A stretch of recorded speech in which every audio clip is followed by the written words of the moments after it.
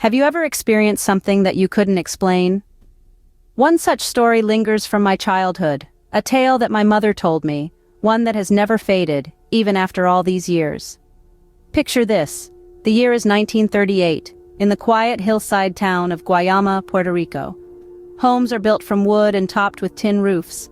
My mother, a young girl of 10, was outside, playing in the vast, fenceless backyard of their house. The closest neighbor was more than a mile away. It was daylight out, and as she played, she heard a rustling sound in the trees. There was no wind, but in one tree the leaves seemed to be moving. She noticed it when a mango fell off it.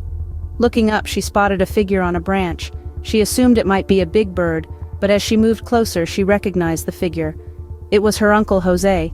He was about 20 feet high up on a mango tree.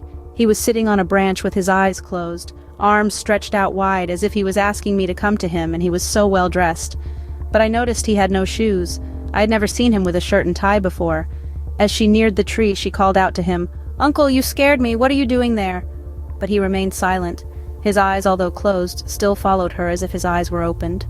Soon she was below the tree. She yelled at him again. Frustrated by his silence, she threw fallen mangoes at him and ran back to the house, shouting that she would tell her mother.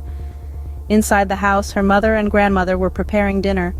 Hearing my mother's cries, she dropped her knife, turning pale at the mention of Uncle Jose's hiding in the mango tree. Her grandmother was shocked too. I grabbed her hand. Leading my mother outside, we found the tree empty. No sign of Jose. My mother's face turned even paler, and she asked again, "Who did you see?" My mother was adamant. "You sure it was your Uncle Jose?" My grandmother's reaction, however, was not what my mother expected. She sat next to me and started praying and repeating, "That's impossible."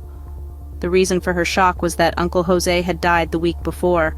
This story, passed down from my mother, has always given me goosebumps.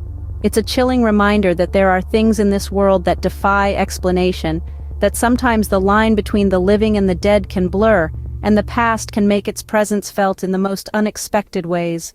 It's a tale that has lingered, a spectral figure in the branches of my own memory, just as Uncle Jose lingered in that mango tree.